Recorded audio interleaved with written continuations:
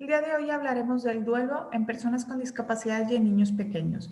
Y sé que es un tema delicado y complicado. Y es complicado porque no nada más involucra lo que uno está sintiendo, sino lo que la otra persona está sintiendo, su proceso o su desarrollo en el que se encuentra, el contexto en el que vivimos, por ejemplo, ahorita en pandemia, en donde pues tal vez no podemos despedirnos de este ser querido que acaba de fallecer de la misma manera que antes, o no podemos acompañar a otra persona que está viviendo un duelo y que lo queremos abrazar y estar con él y apoyarlo como lo hubiéramos hecho en otro momento, ¿no? Entonces, bueno, la idea de esta plática es darte algunos consejos o hablar de algunos puntos importantes que te pueden ayudar en estos momentos difíciles. Y antes de empezar, bueno, pues hay que entender de lo que estamos hablando.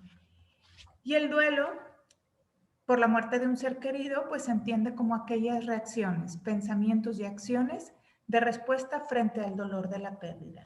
Y estamos hablando de una cuestión que no es un hecho concreto, no es algo que sucede hoy, un día, lo vivimos, lo palomeamos y seguimos adelante, sino es algo cambiante, es un proceso dinámico en donde las emociones suben, bajan, cambian, regresan, etcétera, y además implica una reorganización.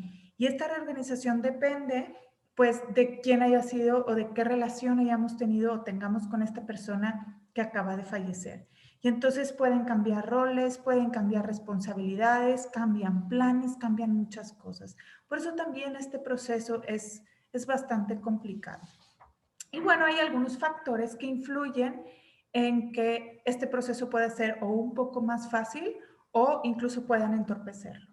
Y algunos de estos factores son, por ejemplo, el contexto, dónde se da la muerte y qué creencias tenemos relacionadas a la muerte. Por ejemplo, no es lo mismo si la persona fallece en tu casa y tú estabas con él, o si la persona fallece y acababas de tener una pelea con esta persona. O por ejemplo, si fallece ahorita que estamos en pandemia, así hubiera fallecido en una situación en donde podríamos estar todos acompañándonos, ¿no?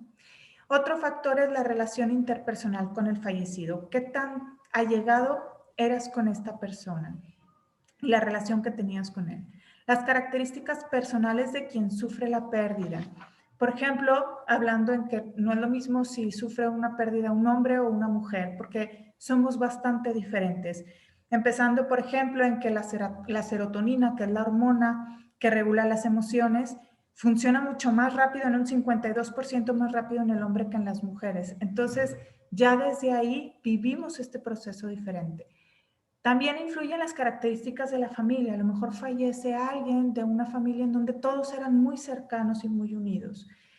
Diferente sería que estuviéramos en otro tipo de contexto familiar, ¿no?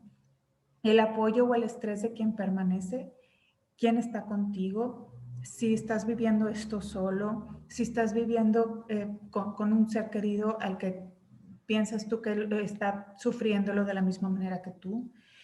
Y bueno, por otro lado, los recursos internos de quien ha sufrido la pérdida. Ahora sí que hablando de temperamentos, de personalidad, de las ideas que uno tenga referente a la muerte, de la tolerancia a la frustración, de la resiliencia. Y bueno, al final, por ejemplo, esta cuestión de resiliencia es algo aprendido, en donde aprendemos a salir adelante de los problemas y de aprender de ellos. Y bueno, pues personas adultas son más resilientes que niños que pues probablemente no hayan vivido este tipo de situaciones antes, ¿no? Y estos factores, bueno, pues influirán qué tan rápido puedes pasar por estas fases del duelo. La primera fase es la negación, en donde pues es el momento en donde te dan la noticia y lo niegas, estás desesperado, no puedes entender lo sucedido, no lo aceptas.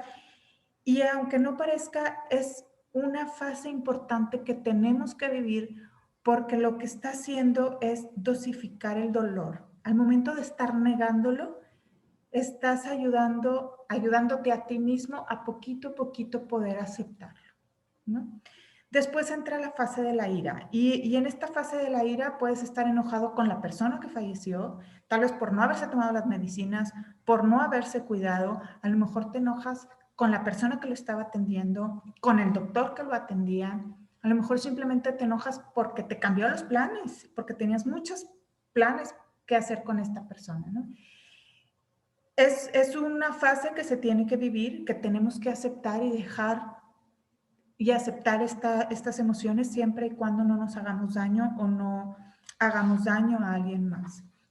Luego está la fase de negociación, donde se ve todavía un poco más marcado, por ejemplo, con niños, en donde tratas de negociar con Dios. No, mira, no te lo lleves, ya, me porto bien si me lo dejas.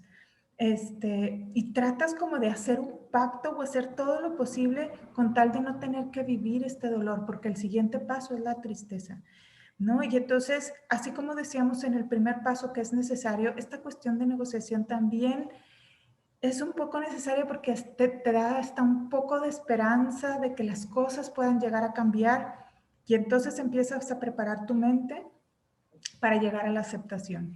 Y entra la etapa de la tristeza, ya cuando te das cuenta que pues no vas a poder negociar nada, ¿no? Y empiezas con esta sensación de vacío, es un sentimiento en donde incluso hasta te da miedo que le llegue a pasar a otra persona cercana a ti y puedes pensar que no le vaya a pasar también a mi mamá, no le vaya a pasar también a mi papá, etcétera. Y crees que es una etapa o un sentimiento en donde te vas a quedar ahí por mucho tiempo. Poco a poco, pues llegas a la etapa de la aceptación en donde lo apruebas y te da tranquilidad. No quiere decir que estés de acuerdo, pero ya sabes qué pasó y que no puedes hacer nada al respecto y empiezas un poco a aprender a vivir con este dolor. Y bueno, llega la etapa de la reorganización en donde pues ya sigues con tu vida haciendo todos estos reajustes que mencionaba hace rato, eh, porque ya no tenemos a esta persona con nosotros, ¿no? Y entonces ya pueden haber sensaciones mezcladas de alegrías, de tristezas. Entonces, bueno, en todas estas fases pues vivimos diferentes emociones. Entre ellas, pues tenemos impotencia, frustración, enojo y culpa. Y menciono estas cuatro porque, sobre todo ahorita en momentos en donde estamos viviendo una pandemia, pues hay frustración, hay enojo y hay culpa de no poder estar o haber cuidado a esa persona por tener que estar cuidándote a ti mismo de no enfermarte o cuidando a otra persona de no enfermarla. Y entonces, híjole, vienen muchas emociones complicadas que se acentúan en este vivir de pandemia, ¿no? Y entonces los niños o las personas con discapacidad, ¿cómo lo entienden? ¿Lo viven igual? Y bueno, ya desde que vimos la cuestión de los factores, pues no lo viven igual. ¿Por qué? Porque han vivido etapas diferentes, porque han tenido experiencias previas diferentes, por la etapa de desarrollo en la que se encuentran. Y bueno, quiero aquí hacer mención que al hablar de personas con discapacidad, bueno, pues es una infinidad de gama de casos o con mil variantes, ¿no? O sea, podemos tener una persona con una discapacidad intelectual o con una discapacidad motriz o intelectual leve o intelectual profunda, o incluso ustedes pueden estar pensando en alguien dentro del trastorno del espectro autista, no lo sé. Aquí, en este momento, lo que voy a hacer es hablar de una maduración neurológica menor a 5 años. Entonces, bueno, ya ustedes podrían utilizar algunas cuestiones que se puedan acomodar con la persona con la que ustedes están conviviendo. Incluso pueden pensar en niños regulares con un desarrollo o menores a 5 años de edad y que podamos pues aplicar lo que en un momento voy a compartirles. Entonces, bueno, vamos a ver, ¿cómo es que lo vive alguien entre 0 y 2 años? Bueno, pues alguien entre 0 y 2 años, ya sea que tenga una edad neurológica o una maduración menor a 2 años o que sea un chiquito menor a 2 años, para ellos la muerte no es más que una palabra. O sea, el que tú le digas que alguien se murió, pues no entendemos qué estás tratando de decir.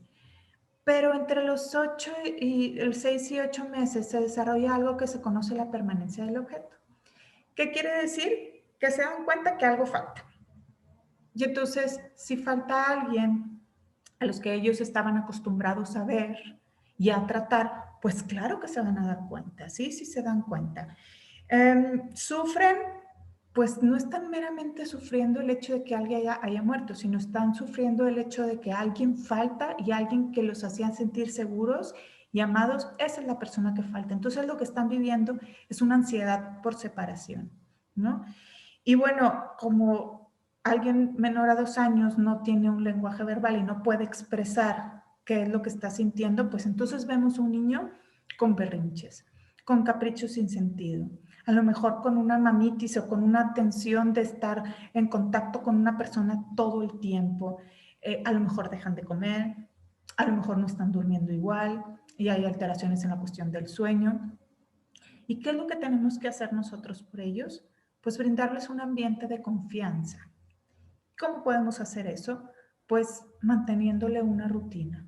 A lo mejor estableciendo a una persona para que se dedique al cuidado de ellos, tal vez si la persona que falleció era la persona o la cuidadora principal, bueno, tal vez establecer a una persona, no cambiarla un día y luego otro, luego otro, luego otro, porque eso no va a brindar una confianza, sino asignar a una persona y seguirle dando todo ese cariño, todo ese cuidado y seguir viendo por sus necesidades, que esté bien alimentado, que siga sus rutinas, a lo mejor la rutina del baño, seguir manteniéndole sus espacios de juego para que se siga desarrollando adecuadamente. Y entonces, así es como nosotros vamos a poder ayudarlos y acompañarlos a vivir este proceso de cambio.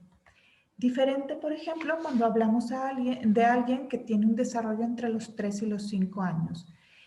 Aquí, bueno, pues ya tienen un pensamiento diferente, tienen un pensamiento mágico, en donde siempre tienen que dar una explicación de todo.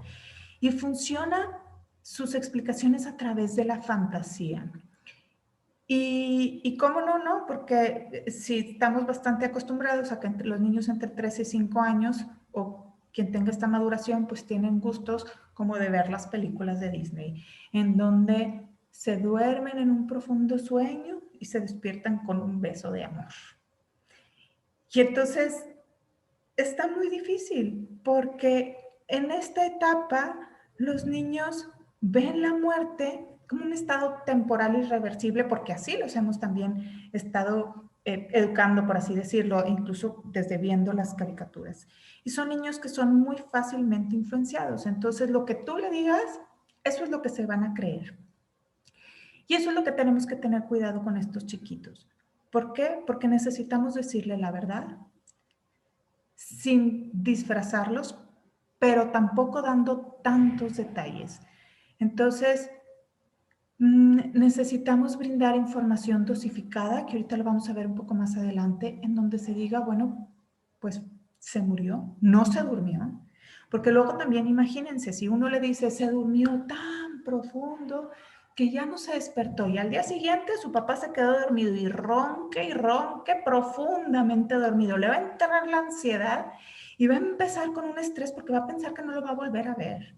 Tampoco podemos decir, no, se subió a un avión y se fue de viaje y no va a regresar en mucho tiempo. Y a la semana siguiente su mamá le tocó ir a un viaje de trabajo y se subió a un avión y en la torre. No va a poder con ese estrés. ¿Me explico? Entonces, necesitamos brindar información real. Ahora, no entienden el funcionamiento de las funciones corporales, que si dejó de respirar, que si ya no tenía palpitaciones, esas cuestiones nos las podemos ahorrar y simplemente irnos a hechos concretos, como decía yo, sin detalles, ¿ok? Es importante también pensar que los niños en esta edad tienden mucho a ver cuestiones como la muerte como un castigo, en donde tal vez si yo me porté mal por eso sucedió y hay que dejarles muy en claro pues que las cuestiones no funcionan así, ¿ok? Y bueno, son niños, digo, generalmente los niños son bastante intuitivos, entonces el tratar de evitarles la noticia o de posponerles la noticia no funciona. Ellos van a saber que hay algo que está sucediendo y necesitan saber la verdad. Y bueno, podríamos empezar a ver, por ejemplo, a niños con bastante hiperactividad, o sea, saben que hay algo pasa y no saben qué hacer con sus emociones, y entonces vas a ver a niños hiperactivos o irritables, intolerantes, o niños que no quieran estar solos, como les decía hace ratito, niños que quieren estar aquí pegados con alguien porque pues le da miedo que esa persona también se vaya a ir. Desobediencia, regresiones, a lo mejor vuelven a hacerse pipí por las noches, por ejemplo, se chupan el dedo, a lo mejor regresan a dormir al cuarto de mamá y papá, muchos berrinches. Y bueno, aquí lo importante es acompañarlos en su duelo, no saben cómo expresarlo. Y si uno, como adulto, también lo viviría de esa manera y dices tú, yo no quiero hablar con nadie, me quiero encerrar en mi cuarto, ponerme a llorar. Ahí está el berrinche, nada más que solamente estamos hablando de niños pequeños. Tenemos que acompañarlos en este proceso y tal vez decirle que tú tampoco entiendes lo que está pasando y que tú también te sientes desesperado y tú también te sientes triste.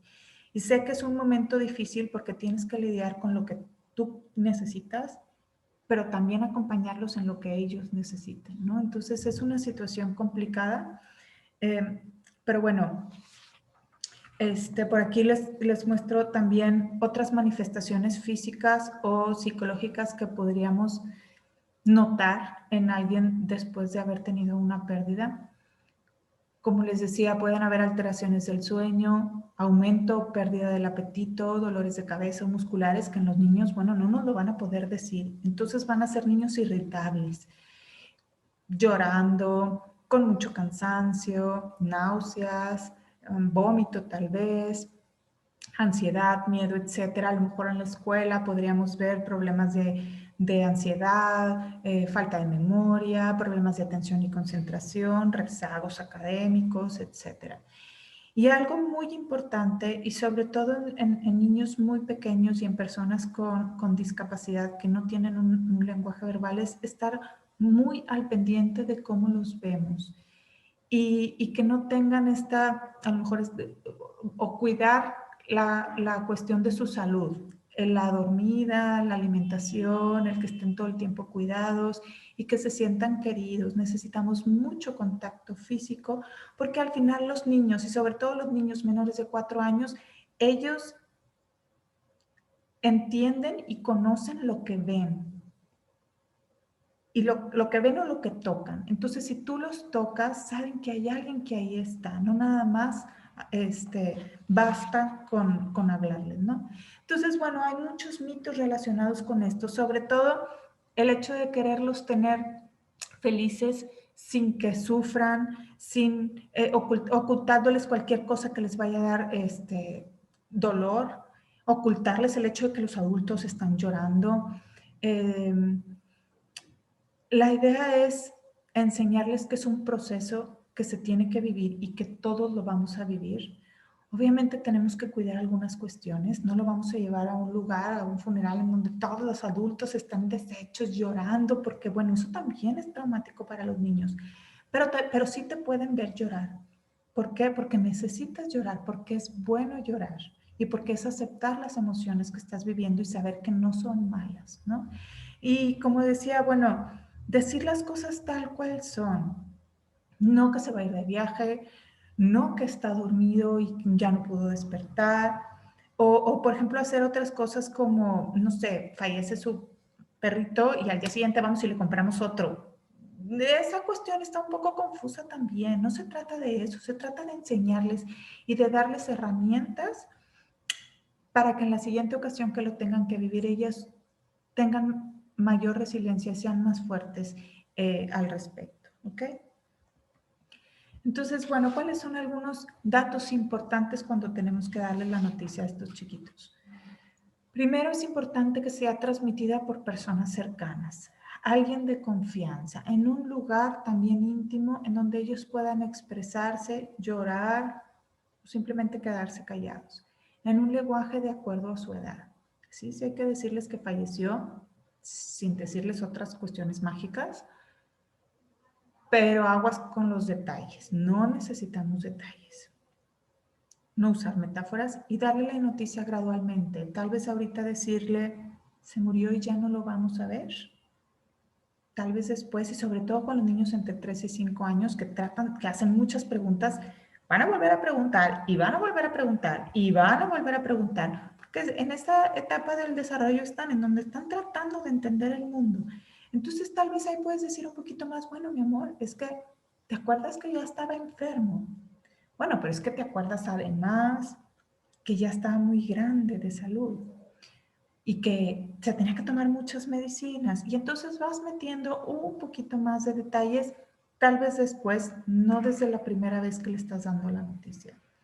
Como les decía, acompaña siempre con contacto físico y puedes dejarle claro, como les decía, que tú tampoco entiendes lo que está pasando o por qué pasó y que tú también te sientes confundido y te sientes triste. Y es normal sentirte así. Entonces, bueno, nosotros siempre hemos pensado que necesitas un cierre, ¿no? Y para eso también sirven los funerales o estos rituales en donde pues despides a esta persona que falleció. Los niños también lo necesitan. Y por este asunto que les decía hace rato, en donde para menores de 4 años, ellos tienen, ellos entienden las cuestiones concretas, no las cuestiones abstractas. Abstracta es, pues hay un concepto que se llama muerte, pero no entiendo muy bien. Pero lo que sí veo o lo que sí me doy cuenta es que no lo vuelvo a ver, ¿no?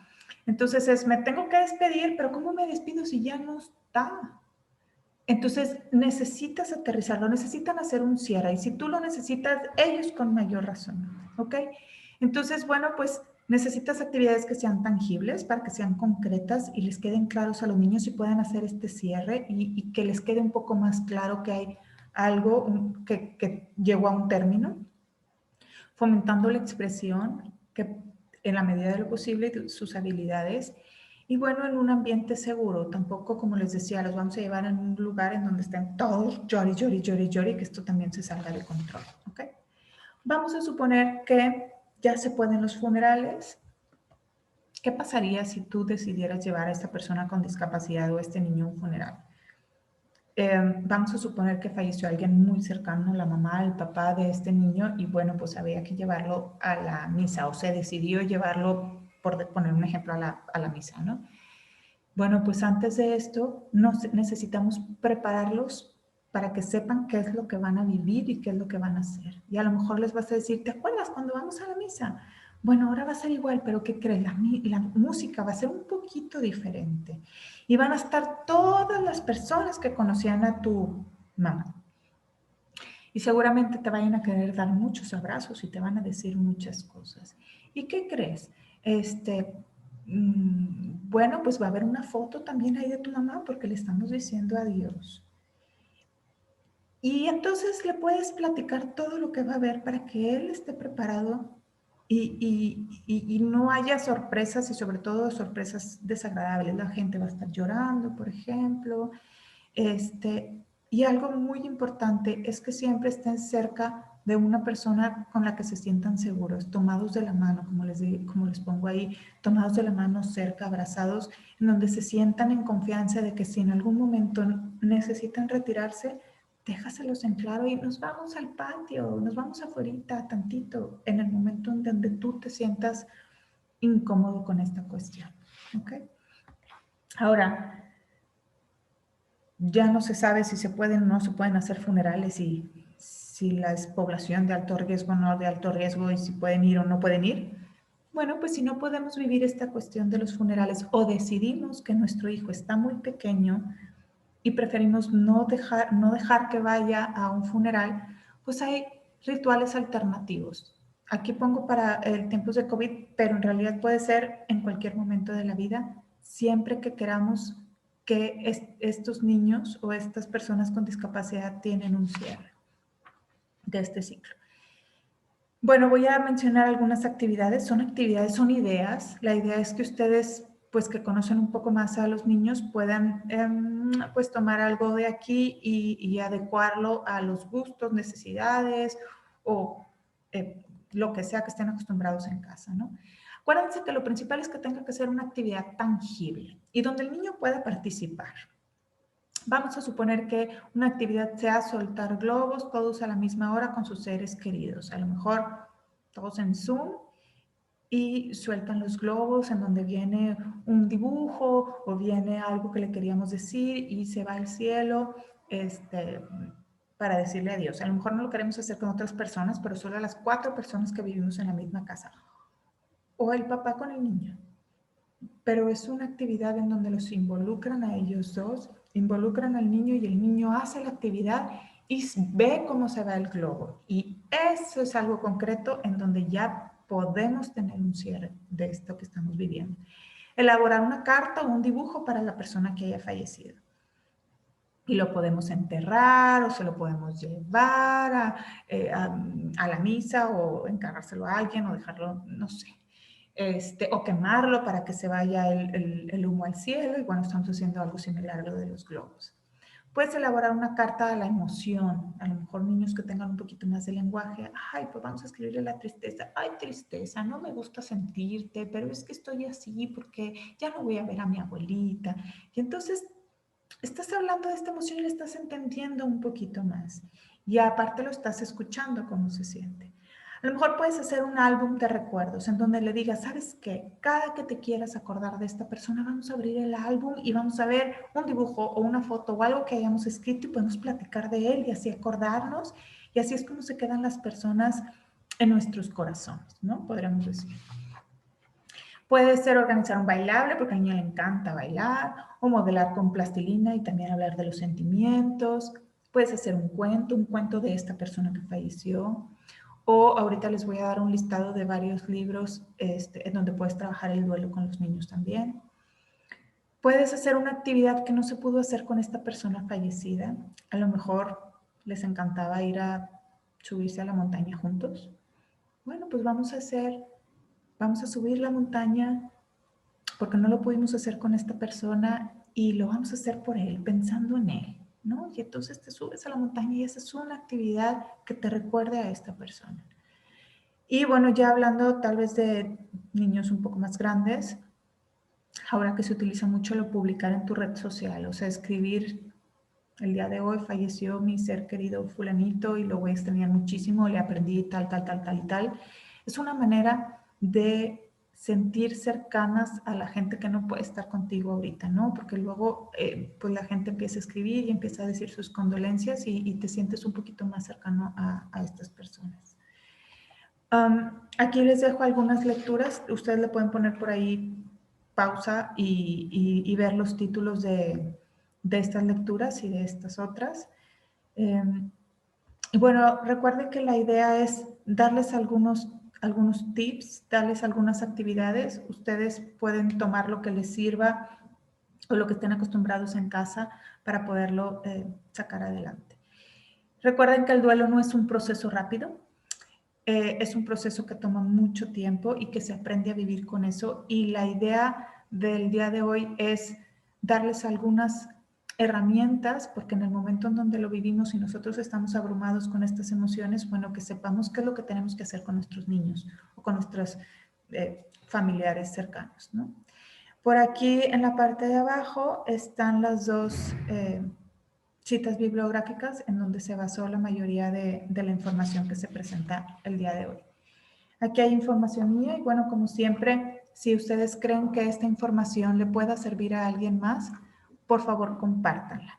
Muchas gracias.